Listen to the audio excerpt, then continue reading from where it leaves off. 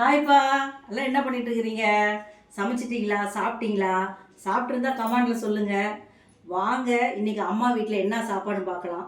என்ன சாப்பாடுன்னு பார்க்கறதுக்கு முன்னாடியே திருநெல்வேலியிலேருந்து ஒரு ஐடியில் ஒரு அவங்க அந்த அக்கா அந்த தம்பி அவங்க தம்பிக்கு வந்து அந்த தம்பி மலேசியாவில் இருக்கா. அப்படி இன்னைக்கு பர்த்டே. அவன் தம்பி பேர் வந்து பாபு. இந்த பொண்ணு பேர் வந்து என்னன்னு தெரியல, நான் வந்து எழுதி வச்சிருக்கேன், எனக்கு ஞாபகம் இல்லை. சாயங்காலம் ஒரு தடவை சொல்கிறேன். மலேசியாவில் இருக்கிற பாபுக்கு பர்த்டே. பல்லாண்டு பல்லாண்டு 11 நாள் நீ வாழணும் வேண்டிக்கிறப்பா. நல்லபடியாக தீர்க்க ஆயுசாக இருக்கணும்.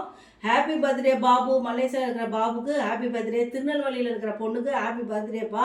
நல்லபடியாக சீரும் சிறப்புமாக இருக்கணும்னு வேண்டிக்கிறேன். வாங்க இன்றைக்கி அம்மா வீட்டில் என்ன சாப்பாடுன்னு பார்க்கலாம். பாருங்க, சூட சுட சுட ஆவி பறக்க சாப்பாடு தயாராக இருக்கிறது.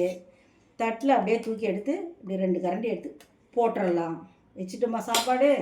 அடுத்தது பாருங்கள், சூப்பராக பாருங்கள், சாம்பார். உப்பு பருப்பு கிள்ளி போட்ட சாம்பார்னு சொல்லுவாங்க இதுக்கு பேர். அதை தூக்கி அப்படியே இந்த 2 கரண்டி ஊற்றலாம்.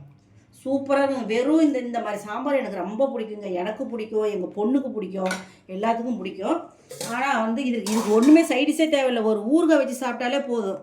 ஆனால் இது பாருங்கள், இது வித்தியாசமாக செஞ்சுருக்கேன். பட்டாணி, வெள்ளை பட்டாணி, உருளைக்கிழங்கு, கேரட்டு, பீன்ஸு, முட்டைக்கோசு எல்லாம் போட்டு தேங்காய் திருவி போட்ட பொரியல்.